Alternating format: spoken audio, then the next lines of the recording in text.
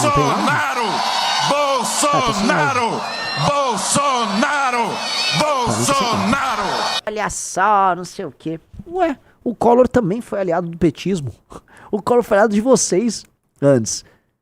O Collor, como um bom cara do Centrão, das Alagoas, ele foi aliado do PT também. Ele é aliado de quem for. Pagou, levou. Não à toa que o escândalo dele é derivada do Petrolão.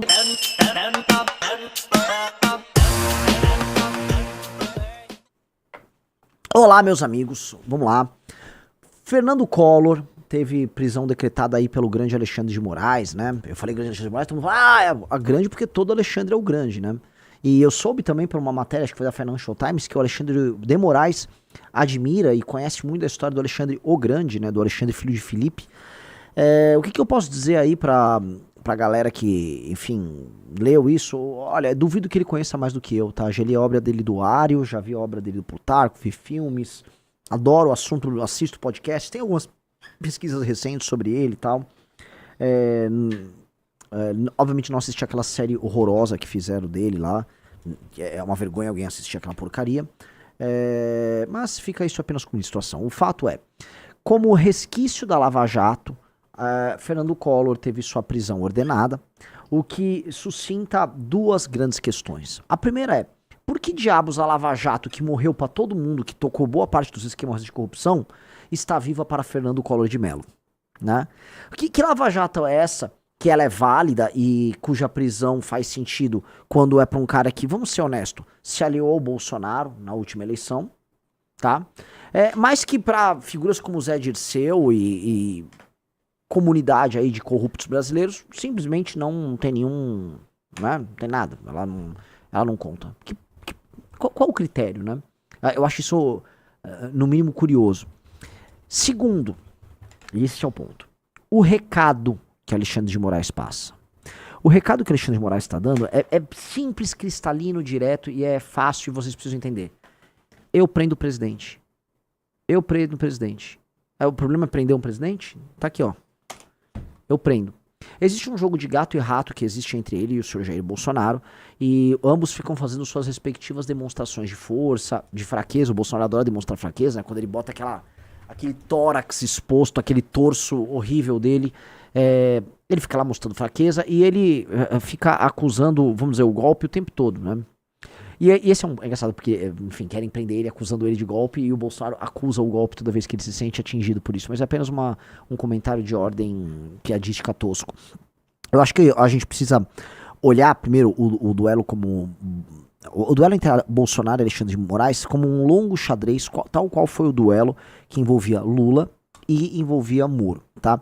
Lula e Moro seguiram um processo completamente distinto, né? Porque Moro era um juiz de primeira instância e a vitória do Moro consistia em prender o Lula sabendo que eram decisões que passariam no TRF4, depois STJ e depois chegou a ter habeas corpus no STF, tá? Então o Moro precisava muito para ter sucesso do apoio da opinião pública e também da imprensa e ele obteve isso por muito tempo. Essa é a primeira coisa que precisa ser notada. O Alexandre de Moraes, em parte, em tese. Mas dado que ele dispõe de poderes quase absolutos na condução desse processo, para ser bem direto, ele sabe que ele pode criar externalidades negativas para ele e para os parceiros dele agindo de maneira errada. Então, ele não pode também fazer o que ele quer o tempo todo. Tá? Então, existe esse jogo, existe esse game. A gente acabou não comentando muito, mas houve aquele episódio no mínimo constrangedor no hospital, em que o Alexandre de Moraes mandou citar o Bolsonaro no hospital, e o Bolsonaro, por seu turno, deu um sermão numa oficial de justiça completamente idiota, tipo, ficou lá ensinando, sei lá, sobre urna eletrônica pra uma oficial, negócio, né, é uma oficial de justiça. E, ao mesmo tempo, foi de uma grosseria com o próprio médico, que denota um tipo de comportamento, vamos dizer, muito pouco parecido com aquele sujeito bacana que as pessoas imaginam. As pessoas imaginam o Bolsonaro cheio de farofa, andando numa motocicleta. É assim que as pessoas imaginam ele, né? Farofa, motocicleta, curtição, pra lá e pra cá e tal. Elas não imaginam que o Bolsonaro é um sujeito duro, irascível, é um sujeito grosseiro, é um sujeito que, como nunca conseguiu ser líder na vida dele, ele se estabelece como autoridade sendo grosseiro. Vocês já entenderam isso, né? Lideranças naturais...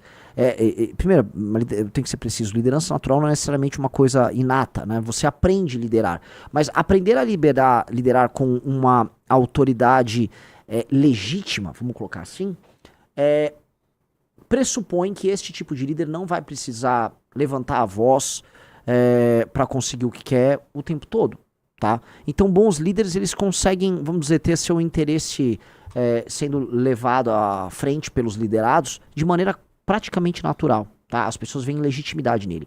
Sujeitos que não têm esse tipo de legitimidade, nunca souberam construir isso na vida, aí eles precisam se impor. Então, vai, dá bronca e tal. Esse tipo de líder é uma bosta. Na verdade, ele não é um líder, ele é uma pessoa que está numa posição de poder. Você tem que saber diferenciar uma pessoa que está numa posição de poder de um líder. No caso, o Bolsonaro é apenas uma pessoa que está numa posição de poder. E aí, então, quando ele precisa fazer valer, né, a opinião dele, por mais que às vezes ela seja insensata e ela não é respeitada pelas pessoas que estão abaixo dele, aí ele tem que gritar. Vocês têm que entender uma coisa. Se você está numa posição de poder, isso aqui é uma dica pra vida, tá? O que eu vou falar. Se está numa posição de poder, as pessoas podem até te obedecer porque elas estão abaixo.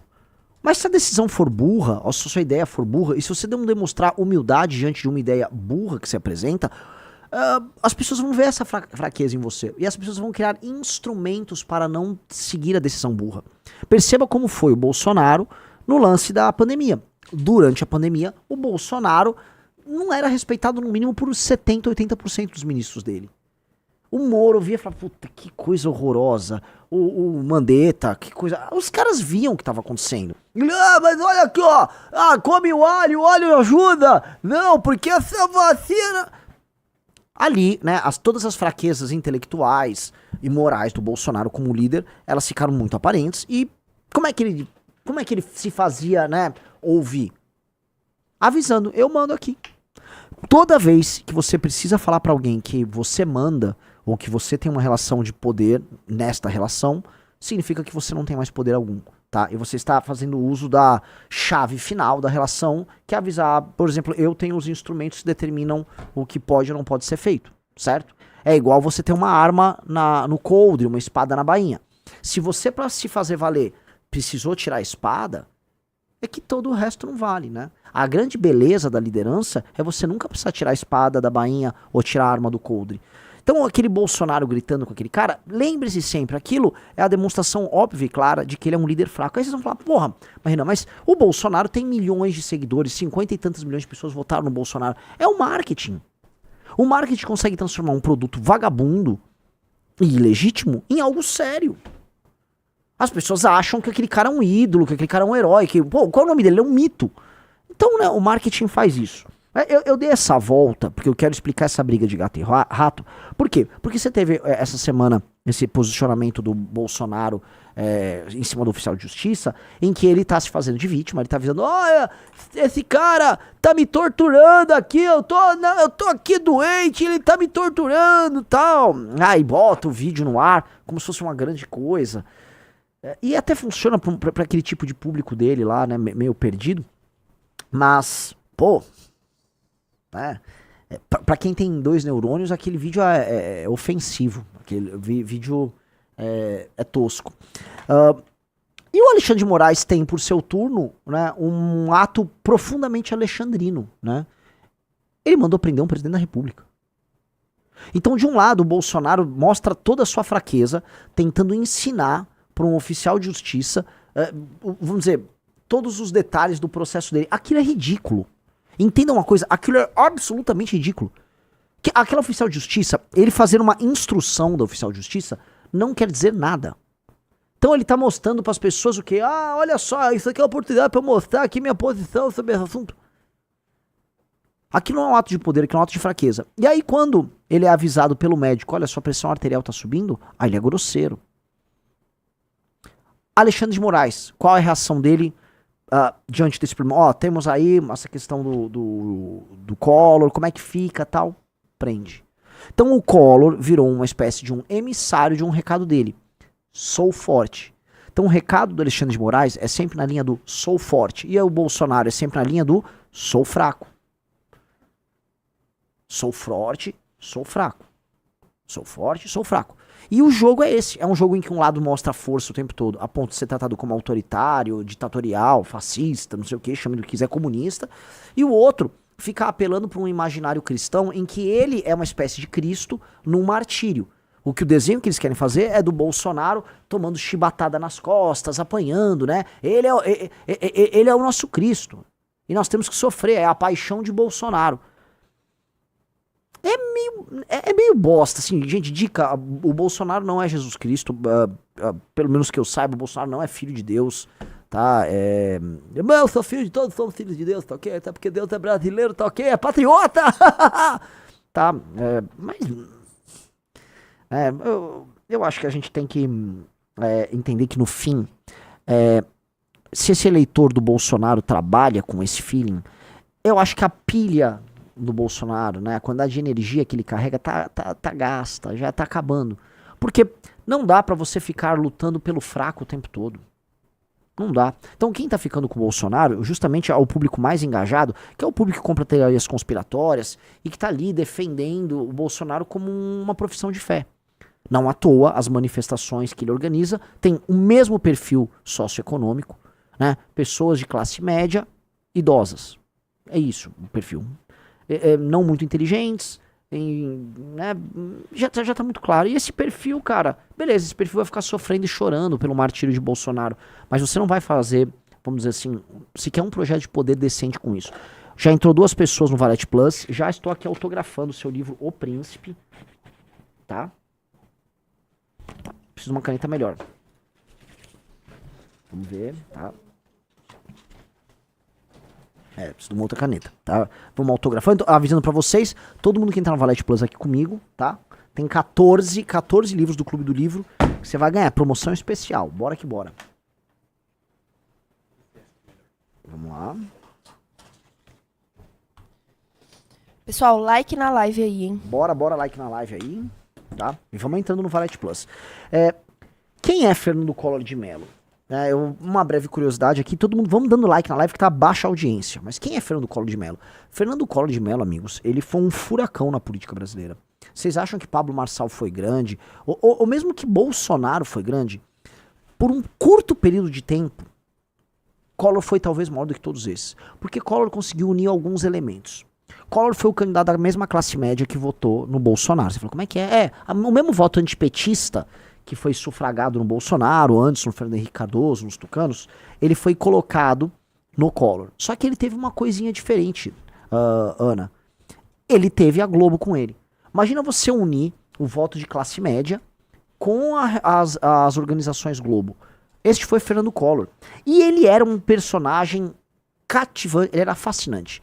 Digo isso porque eu, do alto dos meus 5 anos de idade, eu fiz campanha pro Collor. Eu tenho uma sobrinha hoje de 5 anos, né? E eu olho, pô, ela não sabe nada de política. Eu me pergunto como é que eu sabia? Porque eu sabia. Eu sabia o número dos candidatos a presidente. Eu andava com adesivo, andava com bandeirinha do Collor. Eu odiava o Lula. Eu odiava profundamente. Eu tinha um ódio colossal do Lula, que meu pai, obviamente, de maneira muito correta, de maneira muito inteligente, fez minha cabeça desde criança contra o Lula. E eu... sabia, né, eu ficava encantado, por quê? Porque ele parecia no Brasil à época um super-herói. Vamos lembrar, final dos anos 80, o Brasil estava numa crise ferrada. Os anos 80 eram chamados a época de década perdida. Quem diria, né? A gente olhar para os anos 2010, ou mesmo essa década que a gente já está na metade, os anos 20, são décadas perdidas. O Brasil está vivendo aí 15 anos de tempos perdidos. Mas os anos 80 eram chamados de década perdida. O Brasil tinha ficado para trás, tá? O Brasil começou a perceber, sabe, seus carros como mais velhos dos outros, o consumo mais baixo, o poder de compra deprimido. As pessoas estavam falando cada vez mais das crises de seca que tinham rolado no Nordeste. O processo de favelização que tinha acontecido aqui no Sudeste, tá? Especialmente por conta da migração que a gente teve de pessoas vindas do Nordeste. Ele até os anos 70, beleza, aquelas pessoas estavam abastecendo um surto industrial, serviços e tal. Nos anos 80 e 90, especialmente ali nos anos 80, era só pobreza. Era pobreza e muita violência. Então o Brasil era um país deprimido. Se for pegar aí na paixão nacional, o futebol, foi uma vergonha nos anos 80, né? O Brasil, ele teve um desempenho, acho que ele ganhou uma Copa América em 89, foi isso. Mas nada além disso. E o grande... A pessoa que carregava a bandeira do Brasil, que dava algum orgulho, era o Ayrton Senna da Silva. Ali era o período, né? Final dos anos 80, começo dos anos 90, o período que o Ayrton Senna foi um dos 3 maiores esportistas do mundo. Então, você tinha o Ayrton Senna. O Collor representava uma coisa muito diferente. Ele era a primeira coisa, um caçador de marajá. Então ele era um cara que enfrentava, vamos dizer, os grandes gastos públicos, os absurdos, a corrupção desenfreada que havia lá nas Alagoas. E aí criaram esse imaginário nele. Só que qual era a imagem do Collor? O Collor parecia um Yuppie americano. Aí você vai falar, o que é um Yuppie? Digite se vocês sabem o que é um Yuppie. Dona Ana, você sabe o que é um Yuppie? Não sei. Vamos lá. O Yuppie, ele... Depois escreve o que é um Yuppie. Né? Você vai saber só de olhar na tela. O psicopata americano era um Yuppie. Yuppie era uma geração que rolou nos anos 80 nos Estados Unidos, que é a geração que sucedeu a galera hippie e punk. E foi uma geração mais ou menos conservadora. É uma geração que não estava ligando por salvar o mundo, nada. Ela queria ganhar dinheiro. Em geral, uma galera por exemplo, em Nova York ganhou muito dinheiro com o mercado financeiro, com bolsa de valores. E a droga favorita deles era cocaína. Era vamos dizer, uma geração muito cocainômana, baladeira, hedonista. E essa geração Yuppie, tá? Foi uma geração muito marcante ali nos anos 80. Eram pessoas dinâmicas, já faziam exercícios físicos, já havia aquela época a cultura da academia, fazer exercícios, tal, pá. Então, o Collor era um Yuppie. O Collor, né, as pessoas fazem muitas comparações dele com o Patrick Bateman, do psicopata americano, porque de fato eles se parecem fisicamente, mas não era só na aparência. O Collor e o Patrick Bateman são mais parecidos do que a gente imagina. Eu já assisti o Psicopata Americano, acho um filmaço. Tá tendo uma discussão toda nos Estados Unidos do Patrick Bateman ter virado, inclusive, uma espécie de role model pros jovens. Porque, se não me engano, o autor do livro era gay e a diretora é uma mulher. Depois fez, acho que a diretora do filme é uma mulher. E fez como uma crítica ao homem branco, não sei o quê. Aí... os caras falam, beleza, foda-se sua crítica. Mano, o meu ídolo é o Patrick Bateman. Ele é literalmente eu. As pessoas estão falando, he's literally me. E o lance é, meio que o Patrick Bateman virou um role model mesmo, e ele é um cara bonitão, rico, psicopata, beleza, as pessoas, né, os homens não dão tanta bola pra isso, né? E ele era literalmente o Collor. Talvez o Collor e o Patrick Bateman realmente podiam olhar um pro outro e falar, ele é literalmente eu. Eles tinham os vícios mais ou menos nas mesmas coisas, curtiam umas práticas um tanto quanto estranhas. Se vocês um dia quiserem investigar esse assunto, existem uma série de denúncias sobre rituais satânicos que o Sr. Collor tocava, e eu não tô zoando, tá? Não sei se o Sr. Renato Batista já ouviu falar disso, mas assim, as lendas dos rituais satânicos do Collor não são poucas. Ele era envolvido em coisa... o Collor é muito louco, com sacrifícios humanos, eu tô falando sério. Nossa. Rituais satânicos com sacrifício humano. E são lendas, assim, que não são tão lendárias, que eu posso colocar. Elas, né, são coisas muito materiais, já que contaram sobre isso. Como eu falei, ele tinha uns vícios muito anos 80, mas muito, assim. Vocês entenderam o que eu tô falando, né? Pelo amor de Deus, vamos lá. Vícios muito anos 80, fazia exercícios, era todo frenético, jet ski, ou seja, ele tinha uma imagem, não de um brasileiro de sucesso, dona Ana, ele tinha imagem de um americano de sucesso. O Fernando Collor poderia muito bem parecer um cara que trabalhava num banco, numa casa de valores imobiliários nos Estados Unidos, numa boa. Então, para aquele Brasil deprimido com cara de decadência, que tinha percebido que tinha dado tudo errado, o Collor era tipo, uau, esse cara, ele tem a cara de tudo que nós gostaríamos de ser. Entendeu? Ele é moderno, ele é dinâmico, ele anda de jet ski, ele caça marajá, ele fala outras línguas, ele é inteligentíssimo. Aí eu vou entrar num ponto interessante. O Collor tem QI alto, com certeza, tá? É inteligentíssimo. Não, assim, eu conheci ele uma vez, falei pouco, mas o nosso grande príncipe, nosso grande ministro, Ian Garcês, que também é um príncipe, tá? Vamos fazer o seguinte, anota aí, vamos botar no Valete Plus um podcast lá no Valete News do ministro, falando sobre o encontro dele com o Fernando Collor. Fechou? Só avisar, ele grava hoje, já põe, tá upado pra vocês amanhã. Tá? O Ian conheceu ele e falou, Renan, inteligentíssimo. Tanto que, em Brasília, todo mundo falou, olha, este cara é uma inteligência rara. Esse cara é uma inteligência rara, esse cara é inteligentíssimo, ele é fora do comum. E ele ganha a eleição em 1989, propondo uma revolução liberal no Brasil. Tanto que, assim, realmente minha memória de trabalho é muito ruim. Um dos grandes liberais, o Melchior, tá? Meio que participa na campanha dele. Bem-vindo, Thiago, mais um no Valete Plus. Vai ganhar aqui teu livro do Clube do Livro, ó. Inclusive vai ganhar aqui com marcador de página, lindaço, e autografado. O Príncipe do Maquiavel, tá? Comentado por Kim Kataguiri. Tá? E ele promete, então você tinha o Melchior, ele monta uma turma liberal e ele propõe uma abertura econômica radical para o Brasil. Ele propõe reconectar o Brasil nas cadeias globais de produção. Ele propõe, olha, a indústria automotiva brasileira só produz carroça, então vamos quebrar essa indústria de merda, vamos abrir, o brasileiro vai começar a comprar. E eu me lembro disso, gente, vocês não têm ideia. Eu, até 1991, dona Ana, meus brinquedos eram todos da Glaslit e da Estrela, que eram as empresas brasileiras. Você tinha poucas opções de brinquedo. Em 1992, quando você ia fazer aniversário ou Natal, começou, era um monte de brinquedo, mas um monte de brinquedo novo. E era brinquedo novo a dar com pau, porque começou a vir brinquedo dos Estados Unidos, da Europa, do Japão, da China. Você, meu Deus, é muito brinquedo. Foi um boom dos brinquedos. Os supermercados começaram a ter produtos importados. Então, tinha, sei lá, 2 marcas de mostarda. Passou a ter um monte de marca de mostarda diferente, ketchup diferente, refrigerantes dos mais diversos. Você começou a ter variedade pro consumidor brasileiro. Você brincava com o quê, Renan? Só de curiosidade. Quais brinquedos você gostava? Carrinho? Eu era boneco? muito do carrinho. Carrinho e boneco. Carrinho e boneco. Eu sempre fui dos dois. Eu gostava de carrinhos de Fórmula 1, assim. E eram caros, era um drama pra mim.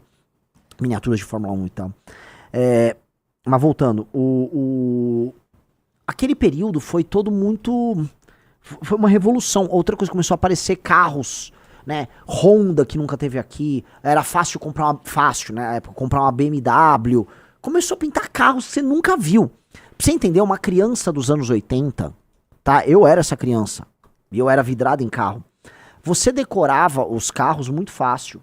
Porque tinha 4 marcas. Você tinha Volks, Ford, GM e Fiat. Então você... aqui, ó. Olha lá, você achou, né? Põe na tela, ó. Isso que mandou. Rosiane Collor confirma que esse presidente praticava rituais de magia negra. Olha aí, né? Tá certo que ex-mulher sempre, né, é perigoso pegar um depoimento de uma ex-mulher, né? Dito isso, né? Não era ela apenas que falava, ela está confirmando boatos que... enfim, né, eu já ouvi cada coisa. Houve o famoso sacrifício de uma estudante em Brasília. Essa história é pesadíssima. Então a gente decorava. Meu pai, ele tinha um orgulho que eu com 3, 4 anos, a gente andava na rua e eu sabia identificar todos os carros. Então eu falava, pô, o Renan, ele era mó nerd, né? O Renan era muito inteligente. Eu tinha um orgulho, eu sei todos os carros. E eu identificava todos os carros. Quando vieram os carros importados, começou a ficar difícil, porque você começou a não ter 4 marcas na prática, você passou a ter mais de 20 marcas, com carros diferentes. A coisa foi uma grande revolução. Essa revolução foi tocada pelo Collor.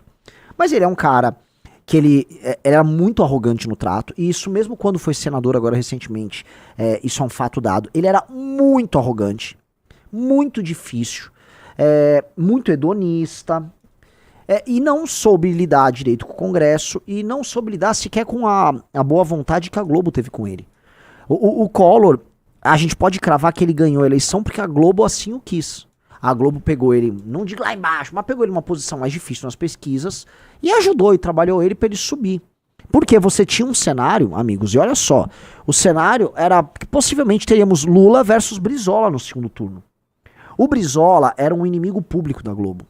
Público. O Brizola e a Globo se odiavam. Então, pra Globo, ter o Brizola era tipo, sabe, vou perder minha concessão.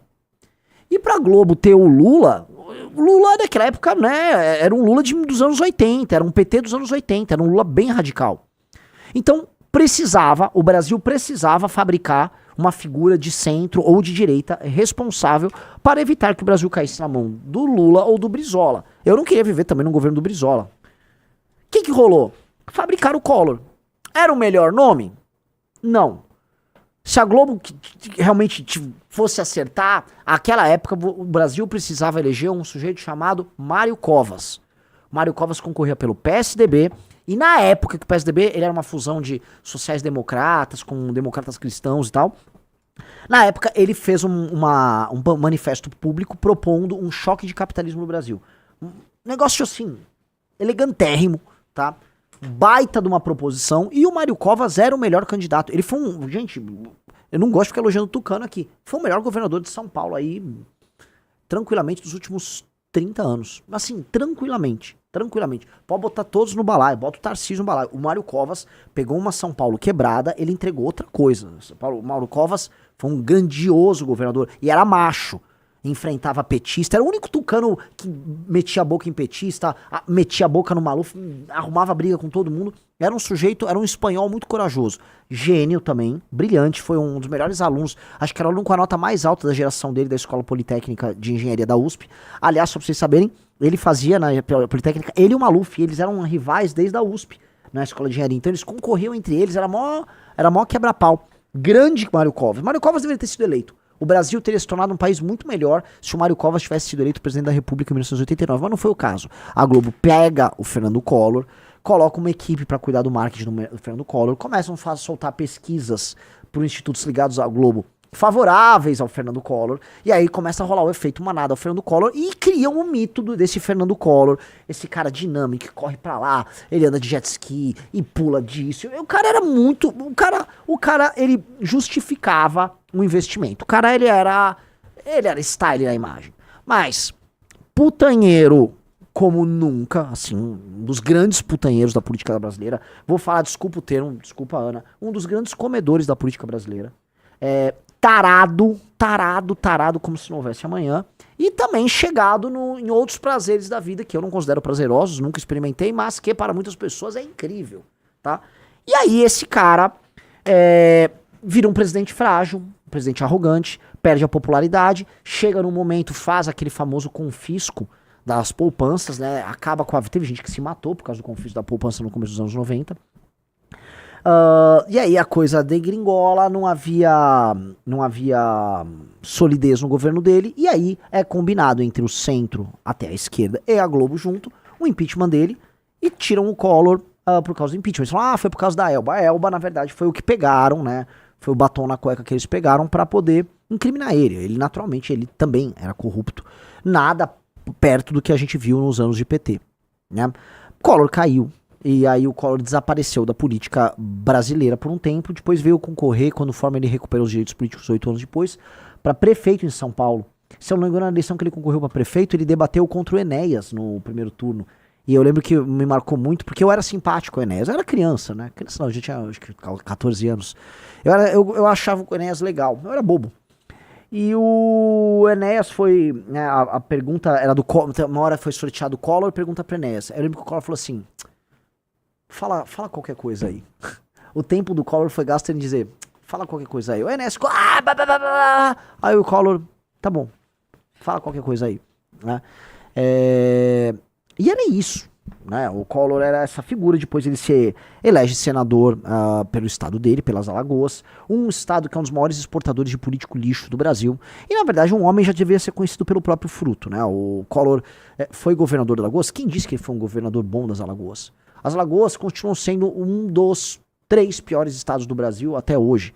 Analfabetismo, a dar com pau, fome, zero de cobertura de saneamento básico, não zero, mas cobertura baixa de saneamento básico, corrupção num nível alarmante, e aí a gente fica vivendo, né, as Alagoas da família Calheiros, as Alagoas do Lira agora, as Alagoas do Collor. Esses caras que, enfim, são parasitas, eles são um presente que a Alagoas nos dá, né, em âmbito nacional. Se eu não me engano, teve uma coisa boa, a Alagoas já produziu alguns grandes homens, o Zagallo, se eu não me engano, Mário Jorge Lopes Zagallo, salvo engano, ele era alagoano, alguém me corrija aí, mas dito isso, ele era as Alagoas nos trazem mais desgostos do que felicidades, tá? Com todo respeito aí nossos amigos de Maceió que nos assistem e tal, nossos amigos dos Alagoas, é um lugar complicado mesmo, muito corrupto e até tem uma boa classe média em Maceió que poderia fazer a diferença, mas, né, tem que estar na luta, né? É uma luta complicada. Ele se envolve em escândalos de corrupção. O Diego Logos falou, o Covas não foi o pai da progressão continuada, o qual foi o grande câncer na educação do Estado? Não sei se foi ele o pai ou se isso surge no governo do Fernando Henrique, tá? Mas foi instituído no período que ele era governador, isso com certeza. Aí tem que ver se foi do governo federal ou foi ele que criou. Me corrijam aí. O Hugo Santos falou, Collor na verdade não renunciou antes de efetivar o impeachment. Acho que sim, mas aí os efeitos dele perder os direitos políticos ficaram dados ali, de qualquer forma. Fernando Collor de Mello, ele volta pra política e aí ele participa do escândalo do Petrolão. Ele é um dos propineiros, né? Só pra gente entender. Ele foi um cara que se ferrou por boas razões ali. E restou, né, o saldo da Lava Jato pra ele. Porque é muito louco, porque a Lava Jato, né, teve seus julgados sendo derrubados, né? Tudo, o STF começou a operar pra salvar todo mundo, dos empresários, aos políticos, a operadores de toda a natureza. E aí sobrou pro Collor. Por que sobra pro Collor? Só abrir os memes que vocês estão vendo nas redes sociais. Opa, mais um Valete Plus. Quem entrou? Bem-vindo, Thiago. Valete Plus número 4 também recebeu o livro O Príncipe, do Maquiavel, com prefácio de Kim Kataguiri. Tá aqui, ó. Já ganharam 4. O Príncipe acabou, tá? Agora só temos Arte da Guerra. Temos 10 Arte da Guerra aqui, galera. Vamos entrando, tá? Voltando aqui. Eu tava em que parte mesmo? Ah, Lava Jato, né? Lava Jato. É isso. Bota o tweet. Tem um tweet do Flávio Bolsonaro. Flávio Bolsonaro se posicionou sobre isso. Sim. Dá uma olhada no querido. Flávio Rachada mandou-lhe. O ex-presidente Collor foi vítima. Não leu nem a primeira linha completa e já ficou indignado. É impressionante. E é muito louco que eu tô falando de um duelo entre Alexandre de Moraes e Bolsonaro, enquanto eu autografo O Príncipe e o Arte da Guerra, que são duas máquinas, tá? Duas máquinas de estratégia de guerra, né? Isso aqui são 2 manuais de guerra. De um lado, o Alexandre de Moraes, que leu os 2, isso tudo tá com os 2 na cabeceira. E do lado, o Bolsonaro, que não leu nenhum dos 2. O Arte da Guerra é maravilhoso, porque eu posso abrir qualquer parte, qualquer excerto aqui, e vocês vão achar alguma coisa que vai ser válida na briga dos 2. Quer ver? Eu vou abrir aqui qualquer parte, ó, que o Sun Tzu fale. Mas lê em japonês. Tem chinês, em chinês é mandarim. Chinês. Vamos lá. Sun Tzu disse, na guerra, o general recebe suas ordens do soberano. Aí ele comenta, tendo reunido um exército e concentrado suas forças, ele deve misturar e harmonizar os diferentes antes de montar seu acampamento. Depois disso vem a manobra tática, não é nada mais difícil. A dificuldade das manobras táticas consiste em transformar o que é desonesto em direto e o infortúnio em ganho. Portanto, tomar um caminho longo e tortuoso depois de atrair o inimigo para fora do caminho e, embora começando a persegui-lo, tentar alcançar a meta antes dele, demonstra conhecimento do artifício da desviação. Olha só, Sun Tzu, há muito tempo atrás, falando sobre, sobre diversionismo. Vamos lá. Manobrar com um exército é vantajoso, com uma multidão indisciplinada é muito perigoso. Veja só, Bolsonaro ele manobra uma multidão indisciplinada. 8 de janeiro foi sobre uma multidão indisciplinada, tosca de pessoas perdidas fazendo caca, né? E eu posso falar que a própria bancada do Bolsonaro é sobre isso. Se você colocar um exército totalmente equipado em marcha, em ordem para obter uma vantagem, as chances são de que você chegará tarde demais. Por outro lado, separar uma coluna voadora para esse fim envolve o sacrifício de sua bagagem e recursos. Portanto, se você ordenar aos seus homens que enrolem suas armaduras e façam marchas forçadas sem parar de dia ou de noite, percorrendo o dobro da distância normal em um trecho, fazendo 100 li para obter uma vantagem, os líderes de todas as suas 3 divisões cairão na mão do inimigo. Ó que leitura, né? Sobre se precipitar, sobre gerir mal a movimentação da tropa. Os homens mais fortes na frente, os cansados, e nesse plano apenas um décimo do seu exército chegará ao destino.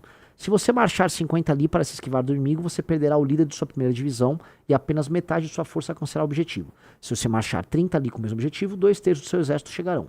Podemos então considerar que um exército sem seu trem de bagagem está perdido, sem provisões está perdido, sem base de suprimento está perdido. No fundo, o que ele está falando é assim, se você não se prepara, tá, para suas movimentações...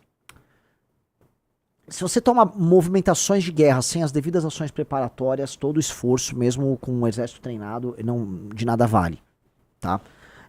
Dá pra dizer que o Bolsonaro, que ficou sonhando com golpe em todo o tempo, perde a eleição pro Lula e ele não entende as preparações e fica lá todo atabalhoado, mandando gente pra frente do quartel, chamando lá Mauro Cid, tentando convocar Freire Gomes pra dar um golpe. E no fim o que termina é com, né, todas aquelas pessoas que estavam na frente dos quartéis, ou seja, um general, o exército despreparado sem provisões na frente do quartel, depois devastado pelo Alexandre de Moraes, tá? A outra coisa que tá aqui, que é uma das grandes lições do Maquiavel, uma das maiores de todas, eu já citei isso várias vezes, mas dá pra colocar aqui pra vocês tranquilamente, é o príncipe que forma um exército para defender a sua cidade, de mercenários, na mão dos mercenários padecerá. Uma das grandes coisas que fala é, cria um exército nacional. Tem um exército nacional. O exército nacional será fiel a sua cidade-estado. A minha pergunta é, o Bolsonaro montou um exército nacional ou ele montou um exército de mercenários? Basta ver, né, a base dele, a briga interna, Intergalácticos, Nicolas, Valdemares, todas as pessoas que estavam apenas lucrando com a imagem dele. O Bolsonaro não entendeu essa regra, ele montou um exército de mercenários, ele tá morrendo. A gente aqui, né, está paciente, ó, zen budista praticamente, lentamente construindo um exército nacional missionário, né? Temos a nossa bandeira preta, amarela e branca e não tem mercenário aqui no caminho. Inclusive a gente fica expelindo os mercenários. Bem-vindo, Richard, tá? Eles, né, de um lado o Xandão lê, do outro o cara não lê, tá? Entrou, estamos no 7º? Entrou o Gustavo também, Então, uau, além do tem dois. Richard.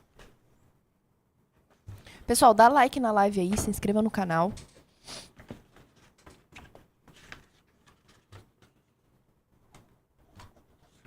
Vamos que vamos. Né? Vamos lá, vamos ler o Flávio. Mano, eu li meia sentença, já caí no riso. O ex-presidente Collor foi vítima de mais um ato de ódio de Alexandre de Moraes contra Bolsonaro. Veja o que eu falei no começo da live, vamos adequar. Eu falei, a Ana, não sei se ela vai se lembrar, que o ato de prender o Collor era uma demonstração de força do Alexandre de Moraes. Ó, eu prendo um presidente, tá? E eu quebro a regra sentida por todo o sistema político de que a Lava Jato tem que ser ignorada. Esta regra quebrada e a Lava Jato passa a valer caso valha contra um cara que foi aliado do Bolsonaro. Então tem dois recados. Meu velho, o jogo vai valer se eu quiser que valha, né? Então aqui Lava Jato vale. Coisa 1. E coisa 2, ele é ex-presidente da República, esteja preso. Então ele faz uma demonstração de força. E o que o Flávio Bolsonaro faz? Acusa o golpe. Acusa o golpe dando uma demonstração de fraqueza, como qualquer um que tem Bolsonaro como sobrenome o faz. Entrou 8º, hein?